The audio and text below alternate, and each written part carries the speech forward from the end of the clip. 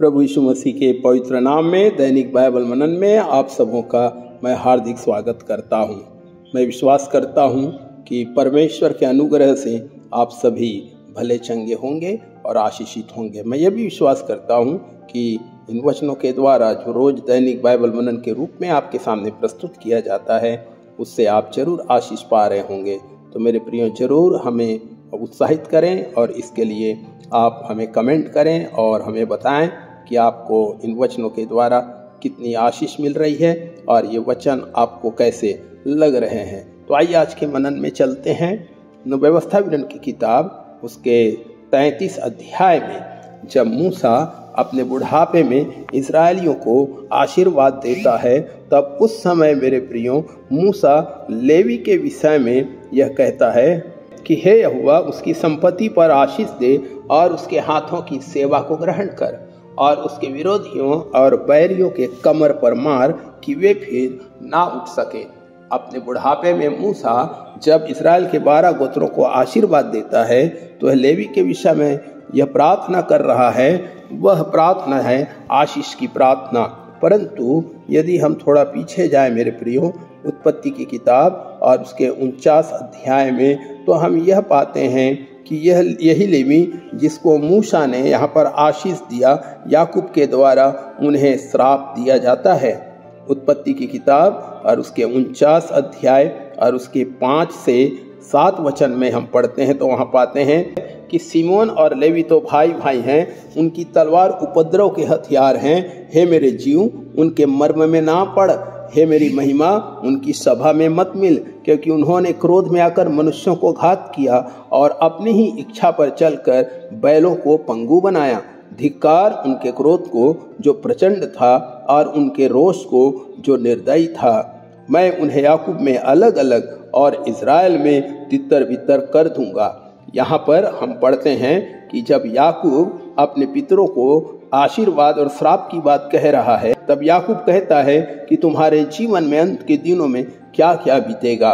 आज का जो मेरा विषय है कि लेवी क्यों श्रापित हुआ और यही लेवी कैसे आशीष का हकदार बना। उत्पत्ति की किताब 34 अध्याय में जब हम पढ़ते हैं तो हम पाते हैं कि हित्ती हमोर के पुत्र शकेम ने याकूब की बेटी को भ्रष्ट कर डाला था और उसका मन याकूब की बेटी दीना से लग गया था और वो चाहता था कि दीना से विवाह करे। और तब याकूब ने और उसके पुत्रों ने जब यह सुना कि शकेम ने हमारी बेटी को, हमारी बहन को अशुद्ध किया है, तब वे बहुत दुखी हो गए और बहुत क्रोध से भी भर गए। शकेम का पिता हमोर याकूब के पास आकर कहता है कि मेरे पुत्र शकेम का मन तुम्हारी बेटी पर लग गया है, इसलिए उसे उसकी पत्नी होने के लिए ब्याह दो और हमारे साथ ब्याह किया करो। अपनी बेटियां हमें दिया करो और हमारी बेटियों को आप लिया करो। जब याकूब के पुत्रों ने यह सुना और यह मालूम चल गया कि शकेम ने हमारी बहन को अशुद्ध किया है, तब याकूब के पुत्रों ने शकेम और उसके पिता हमोर को छल के साथ यह उत्तर दिया कि हम ऐसा काम नहीं कर सकते कि किसी खतना रहित पुरुष को अपनी बहन दे, क्योंकि इससे हमारी नाम धराई होगी। इस बात पर तो हम तुम्हारी बात मान लेंगे कि हमारे समान तुम में से हर एक पुरुष का खतना किया जाए और तब हम अपनी बेटियां तुम्हें ब्याह देंगे और तुम्हारी बेटियों को हम ब्याह लेंगे और तुम्हारे साथ बसे भी रहेंगे और हम दोनों एक ही समुदाय के मनुष्य हो जाएंगे। पर यदि तुम हमारी बात ना मानकर अपना खतना ना कराओगे तो हम अपनी लड़की को लेकर यहाँ से चले जाएंगे। और याकूब के पुत्रों की इस बात को सुनकर शकेम और उसका पिता प्रसन्न हो जाते हैं और वे लोग इस बात के लिए तैयार हो जाते हैं कि अपने लोगों के सभी पुरुषों का वो खतना कराएंगे। और जब वे खतना कराने के समय 3 दिन तक घायल अवस्था में पड़े हुए थे, तब सिमोन और लेवी नामक याकूब के दोनों पुत्रों ने, जो दीना के भाई थे, अपनी अपनी तलवार से उस नगर में नीधड़क घुस गए और सारे पुरुषों को घात कर दिया और शकेम को भी और उसके पिता को भी उन्होंने तलवार से मार डाला और दीना को शकेम के घर से निकाल लाए। और याकूब के पुत्रों ने घात कर डालने पर भी चढ़कर नगर को लूट लिया, क्योंकि वे बहुत क्रोधित थे। और उन्होंने वहां के भेड़, बकरी, गाय, बैल, गधे और नगर और मैदान में जितना धन था सब कुछ को उन्होंने ले लिया। याकूब जो इस बात को ना भूल सका था, वह अपने बुढ़ापे में इनको श्राप दे देता है। मेरे प्रिय भाई और बहनों, यहाँ पर हमने व्यवस्था विवरण 33 अध्याय में पढ़ा है कि मूसा लेवी लोगों को यहाँ आशीष देता है। क्यों मूसा लेवियों को आशीष देता है? निर्गमन की किताब में हम पढ़ते हैं कि किस प्रकार से जब मूसा सीनै पर्वत पर परमेश्वर की आज्ञा के अनुसार गया हुआ था, तब वहां पर परमेश्वर ने मूसा से कहा कि देख, जो लोग मैंने तुम्हें दिए हैं उन्होंने पृथ्वी पर क्या किया है।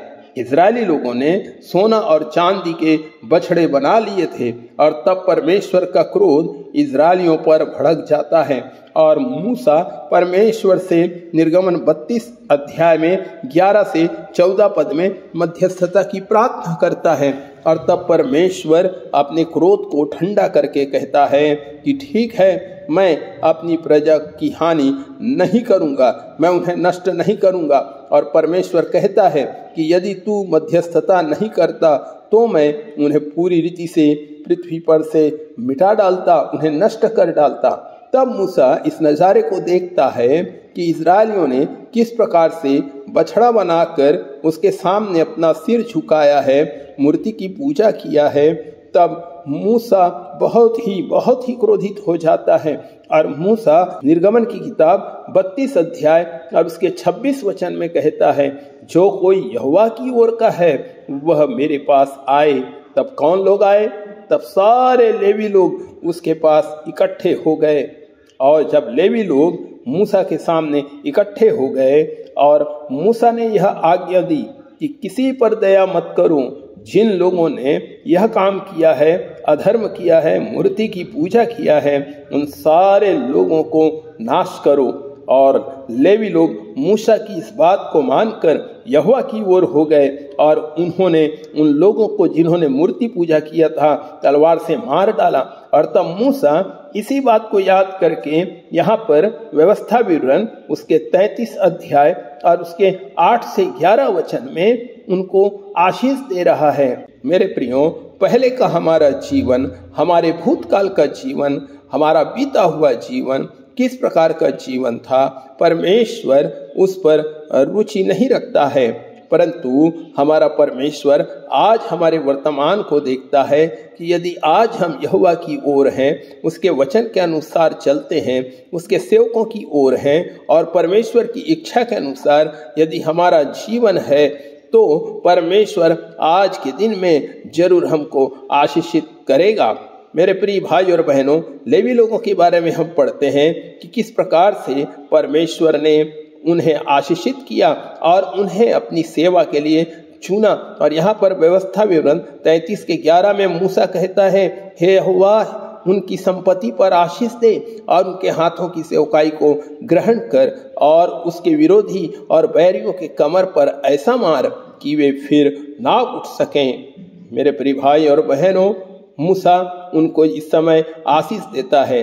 परमेश्वर भी यदि आज मैं और आप उसके साथ हैं, यदि मैं और आप परमेश्वर के पक्ष में हैं, यदि हम आज परमेश्वर की ओर है, तो परमेश्वर हमें भी जरूर आशीषों से परिपूर्ण करेगा और हमारे हाथों के कामों को ग्रहण करेगा। और जो कुछ हम उसके लिए करेंगे उसे परमेश्वर स्वीकार करके हम पर अनुग्रह और दया अवश्य करेगा। परमेश्वर इस वचन के द्वारा आप सभी को आशीषित करे। आमीन।